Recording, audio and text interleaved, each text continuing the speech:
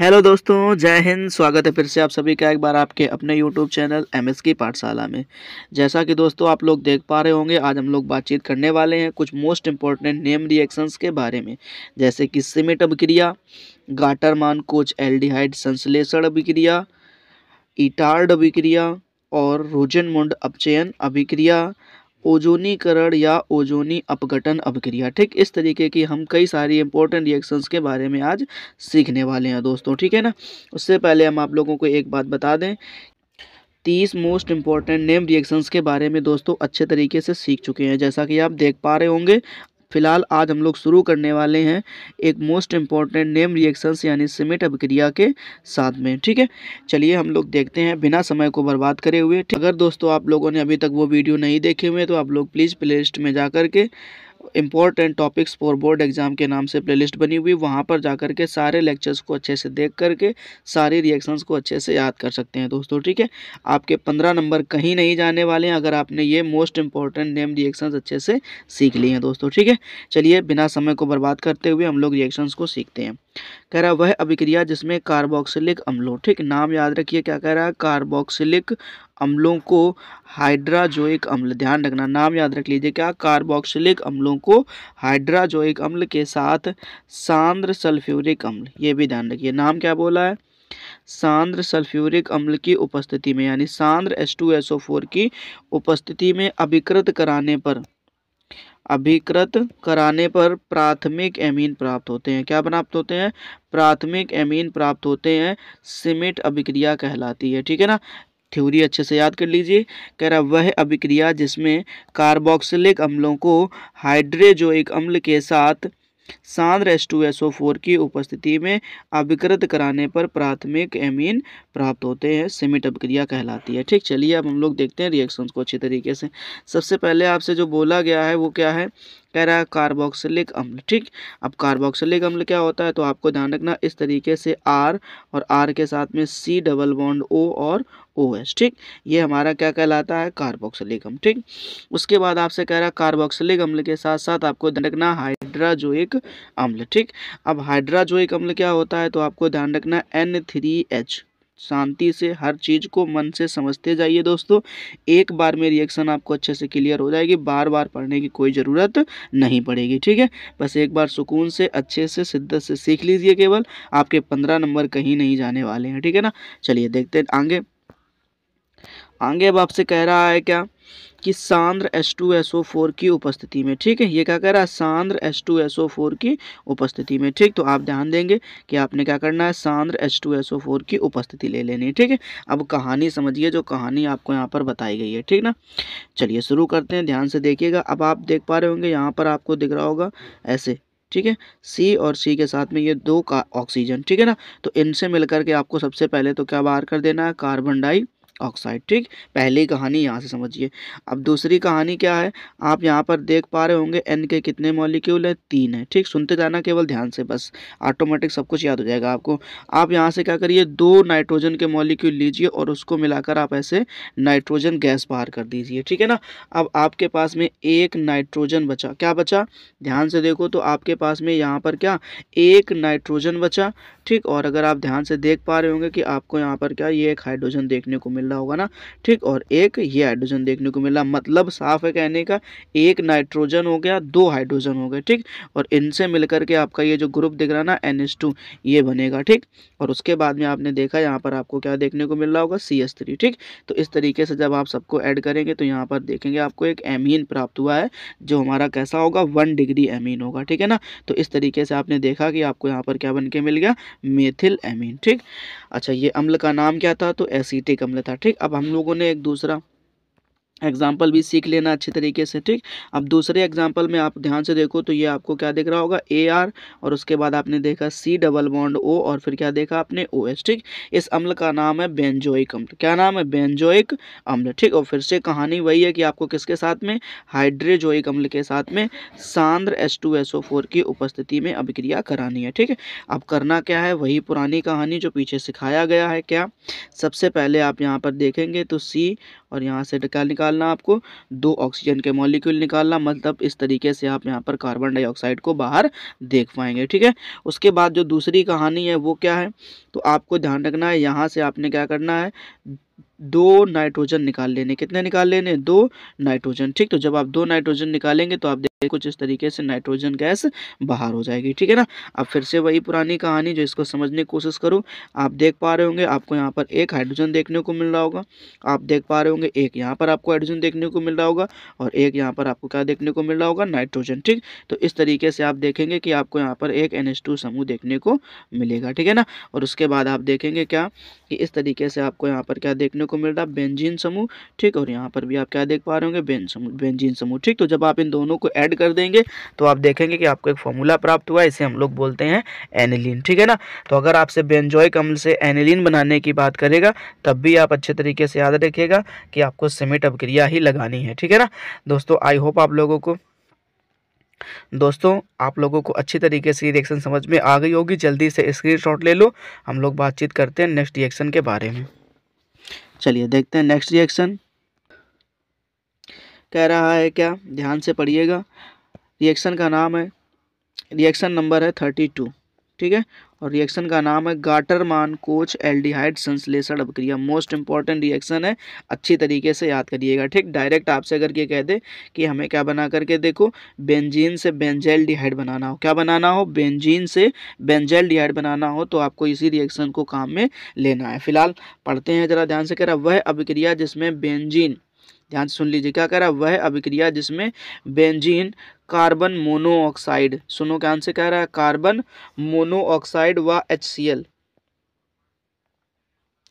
ठीक है ना, कार्बन मोनोऑक्साइड व HCl के मिश्रण के साथ निर्जलीय एल्यूमिनियम क्लोराइड की उपस्थिति में, ध्यान से सुनते जाओ, निर्जलीय एल्यूमिनियम क्लोराइड की उपस्थिति में अभिक्रिया करके एल्डिहाइड बनाते हैं। ठीक है, क्या बनाते हैं, अभिक्रिया करके, तो ये ध्यान रखना है, अभिक्रिया करके एल्डिहाइड बनाते हैं, और गाटरमान कोच एल्डिहाइड अभिक्रिया कहलाती है। ठीक, इसी को हम लोग क्या बोलते हैं, गाटरमान कोच एल्डिहाइड अभिक्रिया कहते हैं। पहले तो कॉन्सेप्ट को क्लियर करिएगा जरा ध्यान से। ठीक, आपने थ्योरी पढ़ ली, कुछ नहीं है, कह रहा बेंजीन और क्या लेना आपको, कार्बन मोनोऑक्साइड लेना है और HCl लेना है। ठीक, इन दोनों का मिश्रण बनाना है, और निर्जलीय एल्यूमिनियम क्लोराइड की उपस्थिति में आप क्या करेंगे, अभिक्रिया करा देंगे। ठीक, तो जब आप अभिक्रिया कराएंगे तो आपको एल्डिहाइड मिलने वाला है। ठीक है ना, इस अभिक्रिया को हम लोग बोलते हैं गाटरमान कोच एल्डिहाइड संश्लेषण अभिक्रिया। ठीक है, फिलहाल आप एक चीज को समझो अच्छे तरीके से, ध्यान से क्या समझना है, हर एक चीज को क्लियर करते चलना है दोस्तों। ठीक, अब यहाँ पर आप देख पा रहे होंगे कि आपको यहाँ पर देखने को मिल रहा होगा एक बेंजीन समूह। ठीक है ना, कुछ इस तरीके से आप देखेंगे कि आपको क्या देखने को मिल रहा है, एक बेंजीन समूह देखने को मिल रहा है। ठीक, और उसके बाद ये है कार्बन मोनोऑक्साइड तथा HCl का मिश्रण। ठीक, और उसके साथ आपसे बोला गया निर्जलीय एल्यूमिनियम क्लोराइड की उपस्थिति ले लेनी है। ठीक है, अब इतनी सी कहानी आपको समझ में आनी चाहिए। ठीक, अब एक आपको यहाँ पर ये जो दिख रहा है ना, कार्बन मोनोऑक्साइड और HCl का मिश्रण, ठीक, इसकी कुछ शक्ल इस तरीके से होती है। ठीक, इसको क्लियर कर लीजिए, बस आसानी सारी चीज़ें आपको समझ में आ जाएंगी। ठीक है ना, चलिए देखते हैं। अब कह रहा H, और H के साथ आपको देखने को मिलेगा C, और C के साथ आपको देखने को मिलेगा डबल बॉन्ड O, और ऐसे देखने को मिलेगा क्या, Cl। ठीक, बस इतनी सी कहानी है, केवल ध्यान समझते जाइएगा, ऑटोमेटिक सारी चीज़ें क्लियर हो जाएंगी। ठीक है, चलिए अच्छा, अब क्या करना है उस चीज़ को समझो। तो आपने करना कुछ खास नहीं है। ठीक, आप यहाँ पर देखेंगे जो आपको यहाँ से क्या दिख रहा है, Cl दिख रहा है ना, इस Cl को यहाँ से ले लो। ठीक, और ये जो बेंजीन समूह का आपको क्या दिख रहा है, हाइड्रोजन दिख रहा है। ठीक, इसको ले लो यहाँ से। ठीक, इन दोनों को लेकर के तुम क्या कर दो, बाहर कर दो, तो आप देख पाएंगे कि आपको इस तरीके से क्या बाहर होने को मिला, HCl बाहर होने को मिलेगा। ठीक है ना, कॉन्सेप्ट को हर तरीके से समझने की कोशिश करिए, आपको सारी रिएक्शन आसान लगेंगे। ठीक, अच्छा, अब क्या करना है, तो कुछ नहीं। ठीक, अब आपने देखा कि ये कार्बन का जो एक बॉन्ड है वो खाली हो गया, किसके साथ वाला, Cl के साथ वाला। ठीक, और आपने देखा कि यहाँ से जो बेंजीन समूह दिख रहा है आपको, तो यहाँ से बेंजीन के इस वाले कार्बन का भी एक हाइड्रोजन चला के जाने की वजह से क्या हो गया, एक बॉन्ड खाली हो गया। ठीक, तो आप इन दोनों को आपस में जोड़ दीजिए, और आप देखेंगे कि आपको कुछ इस तरीके से एक शक्ल देखने को मिल रही होगी। ठीक, इसी को हम लोग बोलते हैं बेंजल्डिहाइड। ठीक है ना दोस्तों, आप लोगों को अच्छी तरीके से ये रिएक्शन समझ में आ गई होगी। ठीक, और इस फॉर्मूले का जो नाम है इसको हम लोग बोलते हैं फार्मिल क्लोराइड। क्या बोलते हैं, फार्मिल क्लोराइड। ठीक है ना, चलिए देखते हैं अब हम लोग आगे, जल्दी से स्क्रीनशॉट ले लो, नेक्स्ट रिएक्शन को देखते हैं हम लोग। नेक्स्ट रिएक्शन में आपसे पूछा गया है क्या, इटार्ड अभिक्रिया। ध्यान से पढ़िए, क्या पूछा गया है, इटार्ड अभिक्रिया। ठीक, रिएक्शन नेम है इटार्ड अभिक्रिया, ठीक। और रिएक्शन का नंबर कितना है 33, ठीक। चलिए ध्यान से पढ़िएगा इटार्ड अभिक्रिया के बारे में। कह रहा है वह अभिक्रिया जिसमें कार्बन डाइसल्फाइड, ध्यान से सुनो, क्या कह रहा है, कार्बन डाइसल्फाइड, ठीक, यानी CH2 की उपस्थिति में क्रोमिल क्लोराइड, कहानी को समझते जाना हर अच्छी तरीके से। कह रहा है क्रोमिल क्लोराइड यानी कि CrO2Cl2, ठीक, इसको पढ़ते हैं क्रोमिल क्लोराइड। कह रहा क्रोमिल क्लोराइड द्वारा टॉलुइन का आंशिक ऑक्सीकरण, क्या कराना है, आंशिक ऑक्सीकरण कराना है, ठीक है, ये ध्यान रखना। कह रहा टॉलुइन का आंशिक ऑक्सीकरण कर बेंजल्डिहाइड प्राप्त होता है, ये कहानी याद रखो। क्या प्राप्त होता है, बेंजल्डिहाइड प्राप्त होता है, इटार्ड अभिक्रिया कहलाती है, ठीक। अब आपको जो बोर्ड एग्जाम में क्वेश्चन या तो ऐसे डायरेक्ट पूछेगा इटार्ड अभिक्रिया किसे कहते हैं, ठीक, या आपसे पूछ सकता है क्या कि कैसे प्राप्त करोगे टॉलुइन से बेंजल्डिहाइड। कहानी को सुनना ध्यान से, टॉलुइन से बेंजल्डिहाइड, ठीक है।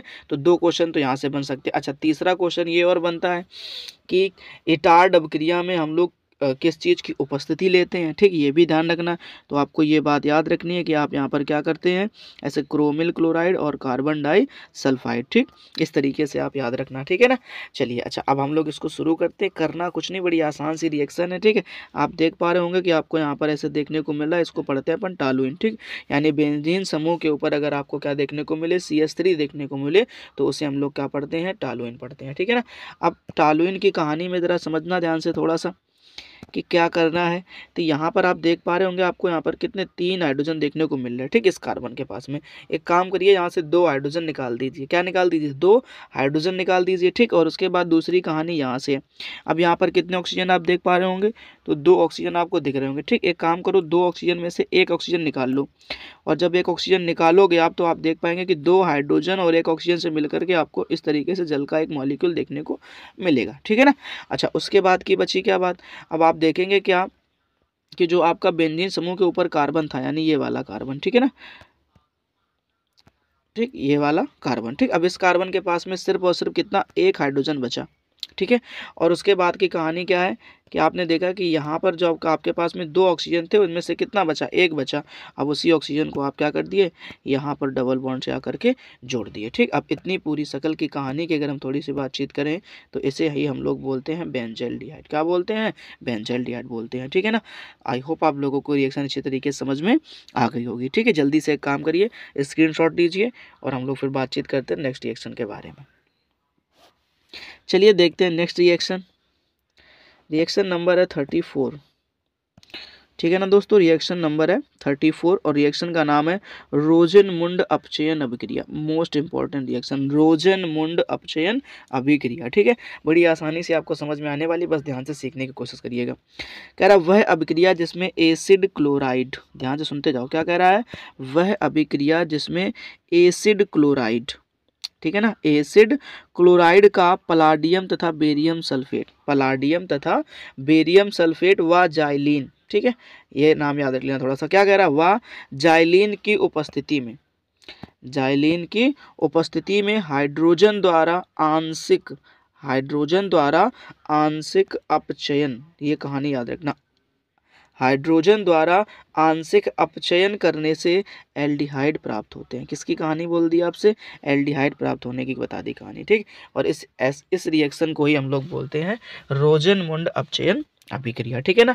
तो सबसे पहले कहानी जो क्या है, वो रोजेनमुंड अपचयन अभिक्रिया की कहानी ये है कि आपको एक नाम याद रखना, नाम याद रखना है क्या, पलाडियम तथा बेरियम सल्फेट तथा जाइलिन, ठीक, इसको याद रख लीजिए। इसकी उपस्थिति में हम क्या कराते हैं, अपचयन कराते हैं, ठीक। अच्छा, अपचयन की अपनी खुद की अलग कहानी है।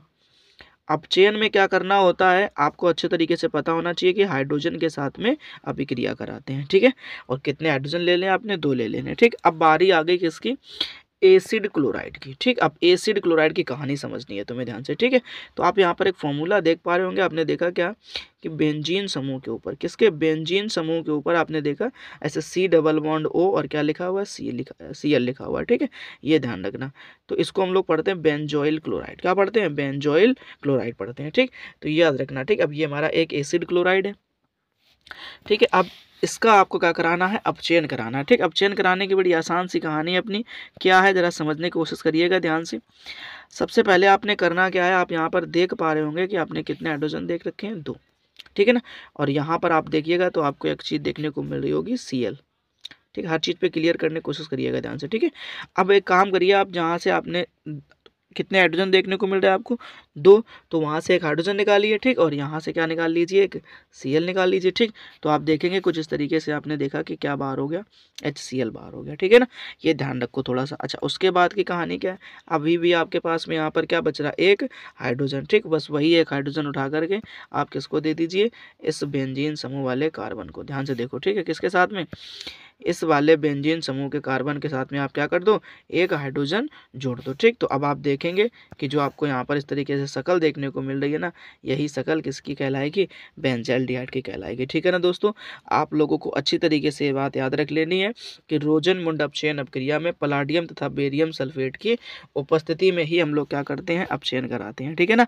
चलिए दोस्तों, जल्दी से स्क्रीनशॉट ले लो, हम लोग बातचीत करते हैं नेक्स्ट रिएक्शन के बारे में। चलिए देखते हैं नेक्स्ट रिएक्शन, ठीक है। और ये मोस्ट इंपॉर्टेंट रिएक्शन है, जरा इसको बहुत अच्छी तरीके से कोशिश करिएगा, ठीक है ना। जरा ध्यान से देखिए, ठीक। रिएक्शन नंबर है 35, ठीक है ना। और उसके बाद नाम है इसका क्या, ओजोनीकरण। क्या नाम है, ओजोनीकरण या ओजोनी अपघटन, ठीक है, दोनों नाम अच्छे हैं। ओजोनीकरण या ओजोनी अपघटन अभिक्रिया, ठीक, इसको आपको अच्छी तरीके से सीखना है, ठीक है। तो कोशिश करते हैं जरा याद समझने की इसको। कह रहा वह अभिक्रिया जिसमें कार्बन टेट्राक्लोराइड, वह अभिक्रिया जिसमें कार्बन टेट्राक्लोराइड, ठीक। अब कार्बन टेट्राक्लोराइड आप देख पा रहे होंगे CCl4, ठीक है। इसकी आपको क्या लेनी है, उपस्थिति ले लेनी है, ठीक। यानी कार्बन टेट्राक्लोराइड की क्या लेनी है आपको, उपस्थिति ले लेनी है, ठीक। कह रहा कि उपस्थिति में ओजोन, ठीक। अब किसके साथ अब क्रिया कराने की बात कर रहा है, ओजोन, ठीक। ओजोन का फॉर्मूला क्या होता है, O3। हर चीज को मन से एक बार देख जरूर लीजिएगा, ठीक। और उसको अच्छे से कोशिश करिएगा कि आपको एक बार में ही याद रह जाए, ठीक। कार्बन टेट्राक्लोराइड क्या हो गया, CCl4। कह रहा कि उपस्थिति में ओजोन, ओजोन फॉर्मूला क्या हो गया, O3 के साथ योग अभिक्रिया के द्वारा, के साथ योग अभिक्रिया के द्वारा एक अस्थायी, कहानी को समझो, क्या करना, एक अस्थायी ओजोनाइड बनाते हैं। क्या बनता है, एक अस्थायी ओजोनाइड बनता है, ठीक है। अब कह रहा जिनका, यानी किसका, इस ओजोनाइड का जिंक व H2O के मिश्रण द्वारा, किसके द्वारा, जिंक व H2O के मिश्रण द्वारा अपचयन कराने पर, ठीक। हर एक बात को अच्छे से क्लियर करिए तो रिएक्शन आपको अच्छी तरीके से समझ में आ जाएगी, ठीक है। पहली कहानी हो चुकी है, पहली कहानी में आपको क्या बनाना है, ओजोनाइड बनाना है, ठीक। उसके बाद उसका जिंक व जल के साथ में क्या कर, मिश्रण के साथ में क्या करा देना है, अपचयन करा देना है, ठीक। कर अपचयन कराने पर या तो आपको क्या मिलने वाला है, एल्डिहाइड मिलने वाला है। ध्यान से समझ लीजिए, क्या कह रहा है, एल्डिहाइड बनेगा, ठीक। और एल्डिहाइड नहीं बना तो क्या बनेगा, कीटोन बनेगा। दोनों में से कोई एक चीज आपको प्राप्त हो सकती है, ठीक। और ऐसी रिएक्शन को हम लोग कहते हैं ओजोनीकरण अभिक्रिया, ठीक है ना। फिर से सुन लो ध्यान से, कह रहा वह अभिक्रिया जिसमें कार्बन टेट्राक्लोराइड की उपस्थिति में ओजोन के साथ योग अभिक्रिया द्वारा एक अस्थायी ओजोनाइड बनता है। फिर उसके बाद उस ओजोनाइड का आपको क्या कराना है, जिंक व जल के मिश्रण के साथ द्वारा अपचयन कराना है, ठीक। और जब आप अपचयन कराएंगे तो फिर आप देखेंगे आपको या तो एल्डिहाइड मिलेगा या तो कीटोन प्राप्त होता है, ठीक। और ऐसी रिएक्शन को हम लोग बोलते हैं ओजोनीकरण अभिक्रिया, ठीक है ना। चलो शुरू करते हैं, जरा ध्यान से देखना, ठीक। अब आपको करना क्या है, तो ये अच्छे तरीके से याद रखिएगा, ठीक है।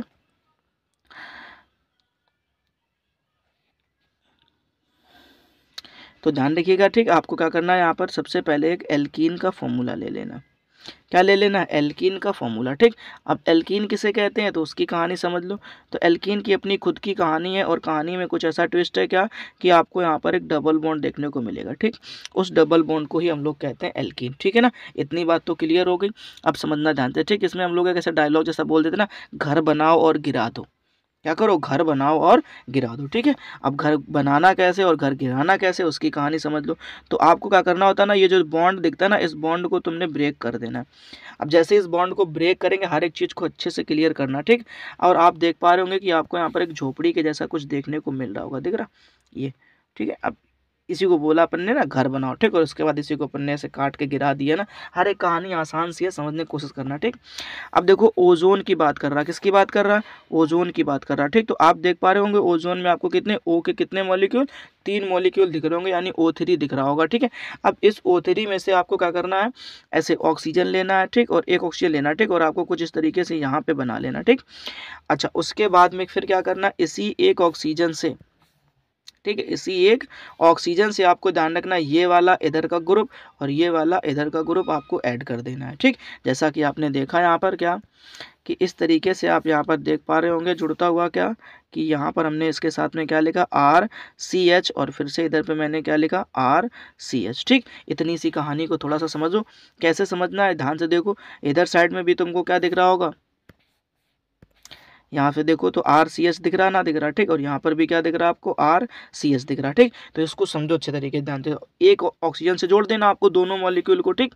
अब जब आप दोनों को अच्छे तरीके से जोड़ोगे तो आप देखोगे फिर क्या, और उसके बाद में फिर आपकी कहानी क्या होनी चाहिए, फिर आपको ऐसे 2 ऑक्सीजन ले लेने, क्योंकि हमें टोटल है कितने हमारे पास में 3, तो आप ऐसे 2 ऑक्सीजन लेंगे और इस तरीके से जोड़ लेंगे, ठीक है। तो आपको एक ऐसे झोपड़ी के जैसी देखने को मिलने वाली है, ठीक। फिर उसके बाद आप क्या करेंगे, इसी झोपड़ी में से यहाँ से एक हिस्सा ऐसे काट देना, समझना, ठीक। और फिर क्या करना, एक हिस्सा यहाँ से ऐसे काट देना, ठीक। ये ध्यान से समझिएगा, एक ऐसे काटना है और एक बारी ऐसे काटना है, ठीक। अब जब इनको काटेंगे तो आप देखेंगे क्या कि इतना हिस्सा, देखो हर एक छोटी चीज़ को कोशिश करिएगा समझने की, ठीक है। हाँ, तभी आपको अच्छे तरीके से पल्ले पड़ने वाला, ठीक। क्या, तो जो इतना हिस्सा है ना, इतना अलग कर लो, समझो, ठीक। और फिर उसके बाद इतना हिस्सा ये वाला अलग कर लो। अब आप देख पा रहे होंगे कि आपको कुछ इस तरीके से शक्ल देखने को मिल रही होगी, ठीक। ध्यान से देखो तो सब कुछ दिखेगा आपको अच्छे तरीके से, ठीक है। एक क्या दिख रहा है आपको, यहाँ पर R दिख रहा है तो यहाँ पे है, ठीक। उसके बाद आपको यहाँ पर क्या दिख रहा है, एक C दिख रहा है, तो यहाँ पर ध्यान से देखो एक क्या दिया गया है, C दिया गया, ठीक। अब इसी C के साथ में आप देख पा रहे होंगे यहाँ पर एक हाइड्रोजन दिख रहा है और क्या दिख रहा, ऑक्सीजन दिख रहा, ठीक। तो आपको कुछ इस तरीके से एक कंपाउंड ये हो गया और दूसरा कंपाउंड यहाँ से उसी सेम शक्ल का, तो इसलिए हम लोगों ने पहले क्या लिख दिया, 2 लिख दिया, ठीक है ना। इतनी सी कहानी को समझो, देखो थोड़ी सी टफ है रिएक्शन, कुछ नहीं है, आसानी से याद करोगे हो जाएगी याद, ठीक है। थोड़ी सी मेहनत की जरूरत पड़ेगी, आराम से कर पाओगे। अच्छा, इतना तो हो गया, ठीक। अब कह रहा हमसे अपचयन भी तो कराना था ना, तो अपचयन कराने के लिए आपने क्या किया, 2 हाइड्रोजन लिए। अब 2 हाइड्रोजन ले करके एक काम करिए, इस ऑक्सीजन को दे दीजिए, तो आप देख पाएंगे कि आपको कुछ इस तरीके से जल का एक मॉलिक्यूल बाहर देखने को मिल जाएगा। आसान काम है, ठीक है। बस अब यही जैसा जैसा मैंने आपको समझाया है, ठीक, इस नेक्स्ट एग्जाम्पल में कोशिश करिए अप्लाई करने की, ठीक है। ध्यान से देखिए, ठीक। आपको यहाँ पर एक एग्जाम्पल देखने को, ये एक तो ये हो गया तुम्हारा, ठीक है, इसमें कर लो, ठीक। और उसके बाद में एक मैंने एग्जांपल भी आपको दे रखा है, यहाँ पे कह रहा है ना एथिलीन से फॉर्मेल्डिहाइड बनाना, क्या बनाना हो, एथिलीन से फॉर्मेल्डिहाइड, ठीक। जितनी कहानी बताई है ना उसी तरीके से हर एक चीज़ को अप्लाई करते जाओ, और जहाँ से ब्रेक बॉन्ड करने की बात हुई है ना वहाँ से बॉन्ड को ब्रेक करो, जहाँ से जोड़ना है उसको वहाँ से जोड़ दो। अच्छी तरीके से देख पाओगे, आपको आपका कंपाउंड अच्छे से मिल जाएगा, कोई तकलीफ नहीं होने वाली दोस्तों, ठीक है। आई होप आप लोगों को ये रिएक्शन भी अच्छी तरीके से समझ में आ गई होगी। उम्मीद करता हूँ आप लोग जल्दी ही इन दोनों एग्जाम्पल को अपने नोटबुक में अच्छे से तैयार कर लोगे, ठीक है। हम लोग फिर से मिलेंगे ऐसे ही मोस्ट इंपॉर्टेंट नेम रिएक्शंस के साथ में, ठीक है। तब तक के लिए दोस्तों जय हिंद, अपना ख्याल रखिएगा और अच्छे से पढ़ाई करते रहिएगा दोस्तों।